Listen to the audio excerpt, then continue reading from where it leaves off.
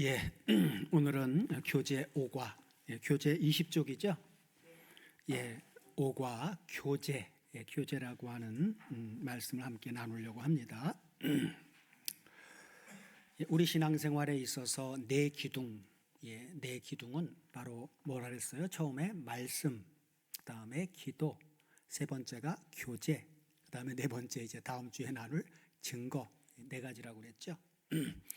이 네 가지가 균형을 이룰 때에 그것이 바로 성령 충만한 삶이다 그랬죠. 예, 교재 20쪽 보면 교재 제5가 교재인데, 교재라고 하는 말은 이제 헬라어로 2842번 코이노니아라고 하는 단어입니다. 코이노니아. 이 단어는 어디에서 유래가 됐냐면 2844번 코이노노스라고 하는 단어에서 유래가 됐어요. 그래서 이 코이노노스라고 하는 단어는 부녀자 또는 분여자 그리고 이제 친구 이런 이제 개념인데, 이 친구이면서 또 동역자이면서 또 거기에 참여하는 자라고 하는 의미가 이제 들어가 있습니다. 참여하는 자. 그래서 첫 번째 이제 우리가 질문이 하나님의 교제가 이루어지려면 교제가 이루어지려면 어디엔가 참여해야 돼요. 그래서 참여하는 자에서 이제 유래가 됐는데 어디에 참여하는 자가 되어야 성경이 말하는 코이노니아 교제가 되어지냐 그 말이죠. 그래서 오늘 읽은 본문이 바로 그 말씀을 해주고 있는 겁니다. 3절 이제 같이 보시면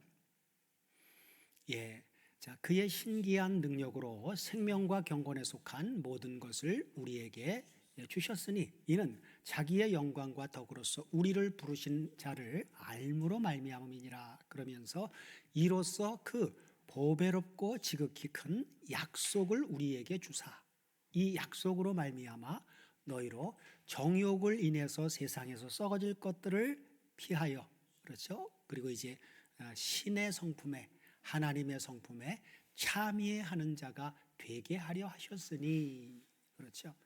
바로 이 사건이 우리에게 되게 해 주셔야만 성경이 말하는 코이노니아라고 하는 교제가 이루어진다 그 말이에요. 성경이 말하는 교제는 그렇기 때문에 그냥 사람들끼리의 교제는 이것이 없어도 얼마든지 가능해요. 서로 마음이 맞고 뜻이 통하면 얼마든지 서로 친구가 될 수도 있고 교제할 수가 있으니까.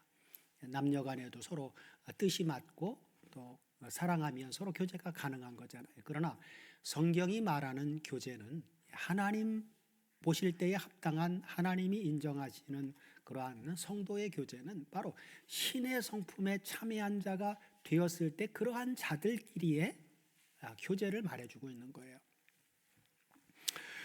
그래서 이 신의 성품에 참여하는 자가 되게 하려 하셨다라고 할 때 바로 다음 문제 보면은 누가 신의 성품에 참여하는 자가 될 수 있습니까? 라고 하는 이제 질문인데, 자, 고린도전서 1장 9절을 같이 보시면 자, 너희를 불러 그의 아들 예수 그리스도 우리 주로 더불어 주님과 함께 교제케 하시는 하나님은 미쁘시도다 그래요. 그러니까 신의 성품에 참여하는 자가 되게 되려면 바로 누가 불러줘야 되는 거예요? 하나님이 우리를 불러주셔야 돼요. 예수 밖에 있는 우리를 예수 안으로 불러서, 그죠? 그의 아들 예수 그리스도 그분과 함께 더불어 교제케 하시는 하나님의 역사가 있어야, 그래야만 우리가 신의 성품을 품을 수가 있는 것이죠. 그래서 신의 성품을 갖는다라고 하는 것은 아버지가 예수 안에서 우리를 불러주셔야만 가능합니다. 그래서 2절로 올라가 보면 2절에서 이런 전제로 고린도전서가 시작이 되죠. 자, 고린도에 있는 하나님의 교회 곧 그리스도 예수 안에서 거룩하여지고 성도라 부르심을 입은 자들, 이렇게 이제 시작을 하죠. 그죠? 아버지가 그리스도 안에서 우리를 불렀을 때 그리스도 안에서 거룩해지죠. 그러면 신의 성품 중에 하나가 제일 중요한 게 뭐다? 거룩성입니다. 거룩성. 구약에 보면 하나님이 나는 여호와라 그러면서 나는 거룩한 자니라 이렇게 말씀했죠. 거룩한 자다. 그리고 우리한테 말씀하시기를 뭐라고요? 내가 거룩하니 너희도 거룩할지어다 이렇게 말씀해 주고 있단 말이에요. 그러니까 우리가 거룩해지는 건 바로 예수 안에 아버지가 예수 안에서 우리를 불러서 안에 있게 해주셔야만 우리가 거룩한 자가 됩니다. 거룩의 반대는 죄죠. 죄로 말미암아 더러워진 것, 부패한 게 이제 바로 거룩의 반대인데 아담의 범죄로 말미암아 우리 속에 죄와 사망이 더러운 죄가 들어옴으로 말미암아 거룩성이 깨어져 버렸는데 예수 안에서 아버지가 우리를 불러 주셨을 때 우리가 예수 안에 들어가려면 어떻게 해야 들어가요? 예수 안에 들어가서 우리가 자리를 잡으려면 십자가 사건이 우리에게 적용돼야 가능하죠. 그래서 로마서 6장에서는 우리와 함께 죽었다가 그걸 밥티조로 얘기를 하는데 우리와 함께 죽었다가 우리와 함께 살아나셨다. 그죠? 그래서 주님과 함께 죽었다, 주님과 함께 살아나는 사건이 일어나야 예수 안에 있는 자가 되어지지요. 그러면 그 사건을 통해서 우리의 죄사함이 우리 속의 죄와 사망이 다 소멸되어지고 나면 죄가 없는 흠 없는 하나님의 아들로 예수 안에 존재하게 만들어 주셨으니까 바로 거룩하게 된 거죠. 자, 그래서 하나님이 불러 그리스도 예수 안에서 거룩해진 성도라야 신의 성품에 참여하는 자가 될 수 있어요. 근데 이제 예수 안에 들어가면서 바로 그 하나님의 성품을 누리질 못하죠. 왜냐하면 아직 육신의 소욕이나 이런 것들이 이제 여전히 옛사람의 습성들, 습관들 이런 것들이 하루아침에 없어지지를 않아요. 그렇기 때문에 예수 안에 있는 사람을 만들어줘도 처음에는 육신의 소욕이 자꾸 발동을 하니까 육신의 소욕과 성령의 소욕이 싸우는 그런 일들이 어느 때까지는 계속 반복이 돼요. 하루아침에 이 거룩한 삶이 사라지지는 않습니다. 일단 예수 안에 들어가면 죄와 사망이 해결된 죄 없는 존재는 만들어주지만 이건 출생적인 존재적인 거룩이에요. 그러니까 이걸 다른 말로 표현하면 그리스도 예수 안에서 값없이 의롭다함을 얻었다. 이걸 이제 신학적인 용어로 칭의라고 얘기를 하죠. 그 다음에 칭의와 함께 우리에게 동시에 주어지는 게 중생이에요. 중생은 거듭남이라고 얘기를 하죠. 그래서 성령 안에서 거듭난 사람. 이게 이제 예수님을 영접하는 순간 동시적으로 일어나는 일이에요. 이건 우리가 아무것도 한 것 없이 하나님의 100% 주권적인 절대 주권적인 은혜에 의해서 하나님이 예수 안에서 우리를 불러서 그렇게 만들어 주신 겁니다. 그러나 성장하는 기간은 시간이 필요하죠. 아브라함을 갈대아 우르에서 불러내서 아브라함이 말씀을 쫓아 간 때에 약속의 땅 가나안에 들어갔을 때가 나이가 몇 살이었어요? 75. 그죠? 75세에 가나안 땅에 들어갔어요. 그때가 바로 하나님이 불러서 가나안은 바로 예수 그리스도의 하나의 예표거든요. 예수 안에 들어간 것과 같은 거예요. 그런데 아브라함의 생각이 아직은 크질 못해요. 갈대아 우르에서 아버지 우상을 만들어서 파는 그런 삶을 살았던 아버지 스라에서 자라면서 그런 세속적인 그런 것들이 다 물들어 있었단 말이에요. 그런 삶이. 가나안 땅에 들어와서도 사실 하나님의 말씀을 쫓아갔으면 만사형통을 해주셔야 되는데 그렇지 않았잖아요. 왜? 만사형통을 해주면은 아브라함의 그 믿음이 시련을 통해서 성장을 하는데 시련을 주지 않으면 절대로 성장하지를 않아요. 그러니까 하나님은 아브라함을 사랑하기 때문에 이 신의 성품에 참여하는 자를 만드시기 위해서 가나안 땅의 극심한 기근을 그런 환경을 허용하신 거예요.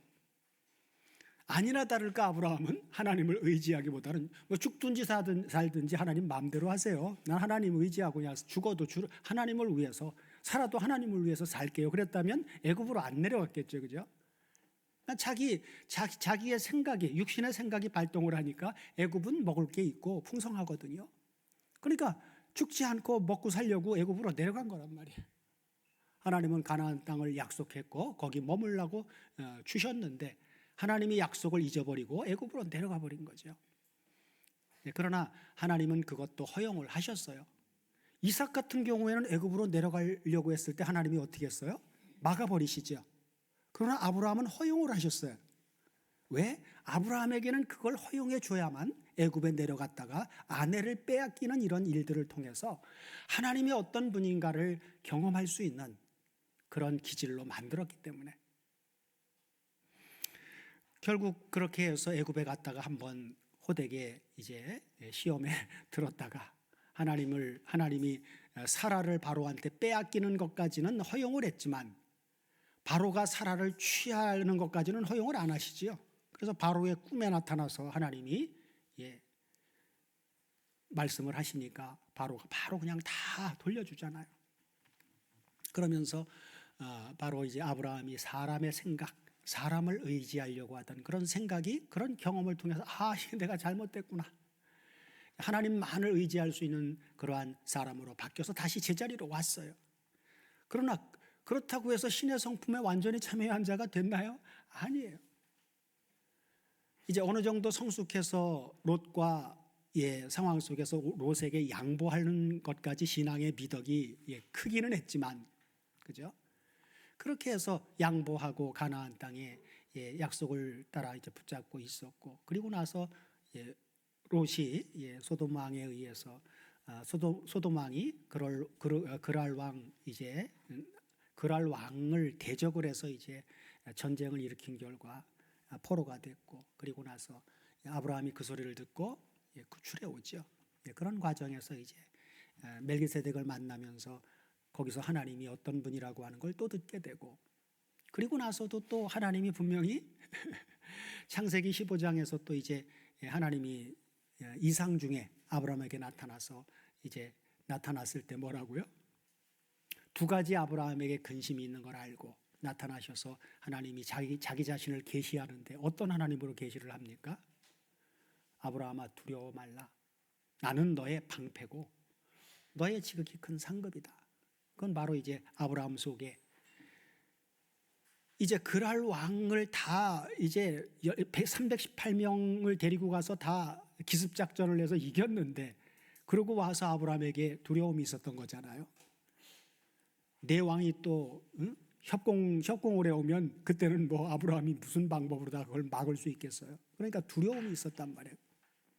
그리고 소돔 왕의 재물을 하나님은 천지의 주제시고 지극히 높으신 하나님이다 그러면서 네가 소돔 왕 네가 나로 하여금 부자가 되게 했다라고 하는 그런 말 할까 봐 나는 너의 물품을 실 한 오락이라도 나 취하지 않겠다. 그래서 돌려보냈는데, 돌려보내고 나서 아브라함에게 또 미련이 이제 생겼던 거잖아요. 그러니까 그랄 왕이 침범해 올 것에 대비해서는 두려워 말라. 나는 네 방패다라고 하는 것은 걱정하지 마라.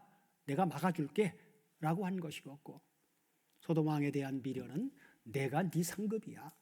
그렇게 이제 계시해 주면서 그러셨고, 그래서 결국 100세가 돼서 이삭을 낳는 사건, 그때도 온전하지는 않았어요. 그죠?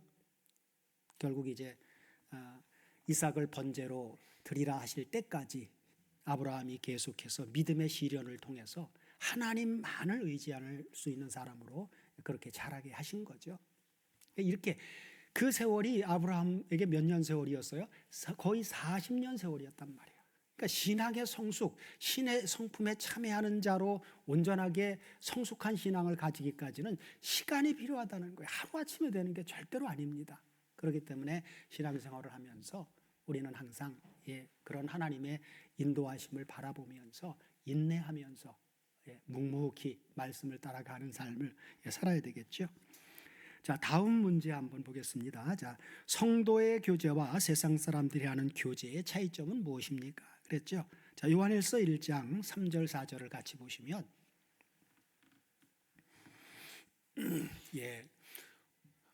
신의 성품에 참여하도록 그렇게 은혜를 주신 우리의 교제는 세상 사람들 교제와 다른 차이점이 바로 이겁니다.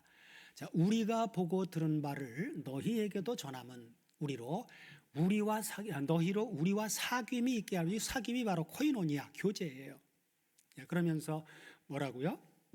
우리의 코이노니아라고 하는 사귐, 교제는 아버지와 그의 아들 예수 그리스도와 함께하는 교제다. 이게 다른 거란 말이에요.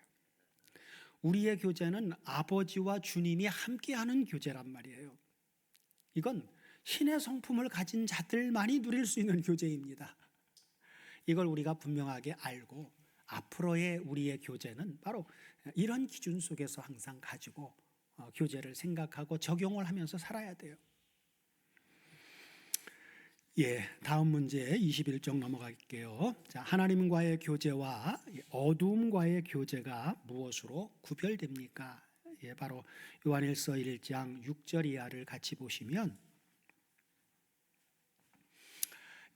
아버지와 주님과 함께하는 이 교제가 계속 끊임없이 지속이 되려면 바로 이 문제가 항상 생각하고 이것이 우리에게 적용이 돼야 돼요. 자, 만일 우리가 하나님과 코이노니아 함께하는 교제를 하고 있다고 하고 그렇게 하면서 행하는 건 어떻게 해요? 어두운 가운데 행하면 그건 거짓말하는 거다래요. 그죠? 하나님과 교제가 있다고 하면서 나 하나님 믿어, 나 예수님 믿어 그러면서 어두움 가운데 행하는 삶을 살면 그건 거짓말이다 그 말이에요. 하나님, 그건 다른 말로 하면 그건 하나님하고 사귐이 없는 사람이야. 그런 얘기란 말이에요. 그러면서 또 뒤에 이어서 뭐라고요? 진리를 행치 아니함이거니와 그래요. 그러면서 다음 절 뭐라고 말씀하십니까? 저가, 그렇죠, 아버지와 주님, 아버지가 빛 가운데 해보다 더 밝은 빛인 아버지는 예수 안에 빛 가운데 계시죠. 아버지 자신도 빛이지만 다메섹 도상에서 바울에게 빛으로 등장하셨던 그러한 주님은 사도 바울이 고백하기를 해보다 더 밝은 빛이 나와 동행들을 둘러 비췄다 이렇게 표현을 하고 있단 말이에요. 그러니까 아버지가 빛 되신 예수 안에 계신 것처럼 우리도 빛 되신 예수 안에서 행하면, 그렇죠, 우리가 서로 사귐이 있는 것이고 그리고 그 아들 예수의 피가 우리를 모든 죄에서 깨끗하게 하실 것이다 그래요.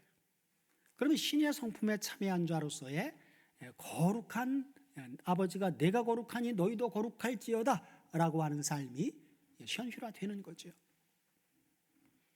그러면서 다음 절 또 반복을 하죠. 다시 한번 또 얘기를 해요. 만일 우리가 죄 없다 하면 스스로 속이고 또 진리가 우리 속에 있지 아니할 것이요 그래요. 여기서 말하는 죄 없다라고 하는 게 도대체 무슨 얘기일까요? 그러니까 요한일서 지금 1장 8절에서 말하고 있는 죄 없다, 헬라어로 보면 똑같이 하마르티아예요. 근데 똑같은 하마르티아라고 할지라도 마태복음에서 말하는 하마르티아와 지금 여기 요한일서 1장에서 말하는 하마르티아는 개념이 다른 거예요. 그 차이점을 알아야 돼요. 우리는 예수 안에서 죄사함 받아서 나 이제 죄인이 아니라 의인이야 하고 말할 때 말하는 죄와 여기서 말하고 있는 죄는 개념이 다른 거예요. 그러니까 우리가 자꾸 적용을 못하고 산단 말이에요. 우리가 예수 믿기 전에 말하는 죄는 그건 사망에 이르는 죄예요. 그러나 요한일서 여기서 지금 말하는 죄는 사망에 이르는 죄를 말하는 게 아니란 말이에요. 사망에 이르지 않는 죄를 말하는 거란 말이에요. 그러니까 여기서는 삶의 죄를 말하는, 삶의 부분을 얘기하는 거예요. 삶의 부분. 죄 사함을 받았다면 이제 더 이상 죄악 가운데 사는 행위를, 삶을 살지 말고 하나님 보실 때 합당한 의로운 삶만 계속 살아야 되는데 그렇게 사라지질 않잖아요, 우리가 사실. 그런 죄를 말하고 있는 거란 말이에요. 말씀대로 살아야 되는데 말씀대로 살지 못하는 그런 면에서의 죄를 지금 여기는 말해주고 있는 거란 말이에요. 그러니까 여기서 요한일서에서 말하는 죄의 개념을 앞뒤 문맥을 통해서 기준을 잡고 봐야 되는데, 그렇지 않으면 나 죄 없는데 이건 나하고 관계없는 얘기네? 그러고 지나가 버린단 말이에요. 아니거든요. 여러분, 우리가 하루 24시간 살면서 존재적으로는 이제 죄사함을 다 받아서 우리 안에 죄라고 하는 존재가 없어요. 그렇지만 우리의 생각과 말하고 하는 것은 자꾸 세상 생각으로 뺏겨나면 그때부터는 그건 하나님의 일을 생각하는 게 아니라 사람의 일을 생각하는 거거든요. 그게 죄란 말이에요. 여기서 말하는 죄는 그런 죄를 말하는 거란 말이에요. 근데 역시 여전히 육신의 생각을 가지고 살면서 죄 없다는 거야, 나는. 그러면 그건 스스로 속이는 거다, 그 말이에요. 또 진리가 우리 속에 있지 아니할 것이요. 그래서 만일 우리가 우리 죄를 자백하면 하나님 뜻대로 살지 못한 부분에 대해서 우리는 주님 앞에 자백해야 돼요. 왜? 십자가를 통해서 이미 죄값은 다 지불을 하셨지만 그 십자가를 통해서 완벽하게 지불된 그 죄가 그건 공식적인 거란 말이에요. 공식적인 것. 그걸 통해서 하나님은 법을 바꿔버렸어요. 구약에서는 짐승이 대신 죽어지는 것으로 죄사함의 규례를 줬지만 새 언약은 단번의 제사잖아요. 그분 한 죄 없는 그분이 인류의 모든 죄를 다 짊어지고 죽어버림으로 말미암아 이제는 인류의 죄는 다 대속해 버렸어요. 이제 죄는 뭐냐? 율법을 어기는 거 아닌 거 그런 죄는 새 언약에서 그건 적용이 안 돼요. 그럼 이제 죄는 뭐냐? 예수님이 내 죄사함을 위해서 다 죽어주신 그 사실을 내가 그 예수를 믿느냐 믿지 않느냐가 죄란 말이에요. 믿지 않으면 죄예요. 그걸 믿으면 그 사실을 믿는다면 아유 주님이 나 같은 나의 죄를 다 이런 내가 지금 빛 가운데 살지 못하는 이런 삶에 대한 죄값도 다 지불을 하셨는데 내가 더 이상 그러면 안 되지? 그러면서 주님 그렇게 내가 지키려고 몸부림 처음에는 치지만 그렇게 해서 해결이 되질 않아요. 그게 로마서 7장의 얘기입니다. 사도 바울이 은혜를 받고 이제는 말씀대로 살아야지 그래가지고 자기가 선을 행하는 삶을 살아보려고 몸부림쳤던 그 기간이 그 내용을 정리한 게 바로 로마서 7장이에요. 내가 살려고 하는데 안 사라지거든요. 그러니까 오라 나는 곤고한 사람이로다. 이 사망의 몸에서 누가 나를 건져내랴? 라고 하면서 결국 고백은 뭐예요? 우리 주 예수 그리스도 말미암아 하나님께 감사하리로다. 그리고 로마서 8장 1절로 와서 그렇죠? 그리스도 예수 안에 있는 자에게는 결코 정죄함이 없다. 그러나 삶적인 죄가 그렇다고 해서 해결된 게 아니에요. 그러니까 육신을 따라 살지 아니하고 성령을 따라 사는 그리스도 예수 안에 있는 자에게는 이렇게 이제 스테반 사본에는 돼 있잖아요. 그러니까 우리가 삶적인 부분에 있어서 하나님 말씀대로 사라지지 못할 때 그것 때문에 여러분 고민해야 됩니다. 그리고 아까 요한일서 1장 9절의 그 약속의 말씀을 가지고 주님 앞에 나가서 자백하는 그러한 삶이 계속 지속이 돼야 돼요. 1장 9절 요한일서 보면 그래서 그렇게 얘기하잖아요. 그죠? 1장 9절 같이 보시면 자, 만일 우리가 우리 죄를 자백하면 그죠? 내가 그걸 해결하려고 하는 게 아니라 주님, 내 의지로는 내가 해보려고 했지만 안 됩니다. 그렇지만 주님 내가 말씀대로 지금 못 살고 있어요. 자백하는 거죠. 주님이 도와주셔야만 됩니다.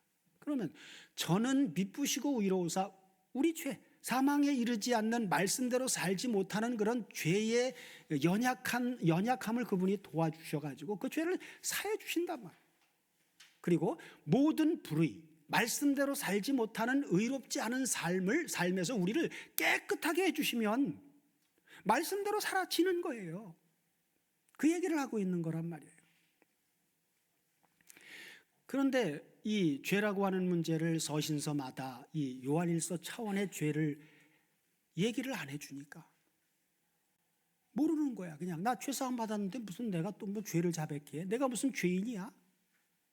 사도 바울이 죄인이라고 말하는 것은 사망에 이르는 죄는 그는 이미 벗어난 사람인데 그러면서도 또 죄인이라고 하는 이야기는 바로 사망에 이르지 않는 죄적인 부분이었단 말이에요.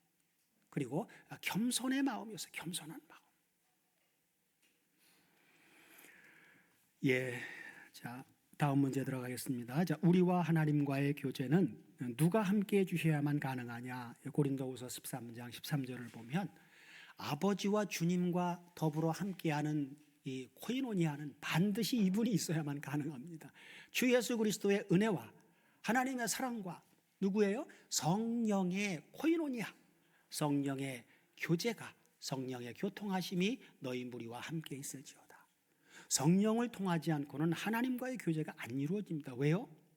예수님이 십자가의 대속의 사건을 이루어졌어도 그게 믿어지고 그게 나에게 적용이 되려면 성령께서 우리 마음을 열어서 깨달을 수 있도록 해주고, 그리고 성령께서 우리에게 능력을 주어서 죄로부터 분리된 삶을 살아갈 수 있도록 능력으로 역사해 주시지 않으면 우리 살아낼 수가 없습니다. 그래서 예수님 제자들 승천하면서 그런 거잖아요. 너희는 몇 날이 못해서 성령 안에서 밥티조 받을 거야. 오직 성령이 너희에게 임하면 너희가 권능을 받고 예루살렘과 온 유대와 사마리아와 땅끝까지 이르러 나를 증언하는 그 증인의 삶, 사탄의 모든 괴계를 넘어서 계속적으로 증인의 삶을 살아갈 수 있을 것이다. 그렇게 말씀을 하셨잖아요. 자, 요한복음 14장 16절도 보면, 그래서 주님이 십자가를 앞두고 제자들에게 이런 약속을 주신 거죠. 내가 아버지께 구하겠으니 그가 또 다른 보혜사를 너희에게 주사 영원토록 너희와 함께 있게 할 것이다. 그분은 누구라고요? 진리의 영이다. 그리고 그분은 2000년 전 예수님은 몸 밖에 오신 분인데, 그분은 세상은 능히 저를 받지 못하나니 이는 저를 보지도 못하고 알지도 못하며, 그러나 너는 저희를 알아니 저는 너희와 함께 계시는데 몸 밖에가 아니라 너희 속에 계시겠습니다. 근데 이거를 과거에는 부활한 예수로 해석을 해놓다 보니까 이 구속사의 틀을 이걸 왜곡시킨 거란 말이에요. 그러니까 그런 삶의 형태들이 나와버린 거란 말이에요. 괴물 같은 사람들이. 26절, 14장 26절도 같이 보시면, 그래서 보혜사에 대해서 정확하게 예수님이 여기서 말씀해 주거든요. 보혜사 누구예요? 부활한 예수가 아니라 곧 아버지께서 내 이름으로 보내실 누구예요? 이렇게 명확하게 바로 몇 절 뒤에 가서 말씀해 주고 있는데, 우리가 성경을 유념해서 보지를 않고 그냥 무조건 믿어버리고 나니까 그런 줄 알고 우리도 그렇게 살았단 말이에요. 고린도전서 2장 9절 10절을 보면, 그래서 아주 다시 한번 뒤에도 볼게요. 보내실 성령, 그러면서 왜 성령을 주님이 보내줘야만 되느냐? 그가 너희에게 모든 것을 가르쳐주고, 이 모든 것이 바로 뭐예요? 하나님이 성경을 통해서 약속해 주셨던 그 하나님의 모든 말씀을 통한 역사들, 그 결과들, 이 모든 것을 누가 성령이 와야만, 그게 그분이 가르쳐줘야만 우리가 이해가 되지, 안 그러면 아무도 이해할 수 없어요. 그리고 내가 너희에게 말한 것을, 주님이 하신 모든 말씀을 다 생각날 수 있도록 해주는 것도 성령이 오셔서 우리 마음을 열어서 해주셔야만 된단 말이에요. 그래서 이 말씀을 깨달은 사도 바울은 고린도전서 2장 9절 10절에서 그래서 이렇게 그냥 드러내놓고 증거하는 거예요. 기록된 바 하나님이 자기를 사랑하는 자들을 위해서 예비하신 모든 것, 성경의 모든 것은 사람의 눈으로 보지 못하고 귀로도 듣지 못하고 사람의 마음으로도 그건 생각하고 이해할 수도 없는 것이다. 그러면서 다음 절 뭐라고요? 오직 하나님이 성령으로 이것을 우리에게 보여주셨나니, 우리 눈을 열어주셨단 말이에요. 성령께서. 성령은 모든 것, 하나님의 깊은 것이라도 통달하시느니라.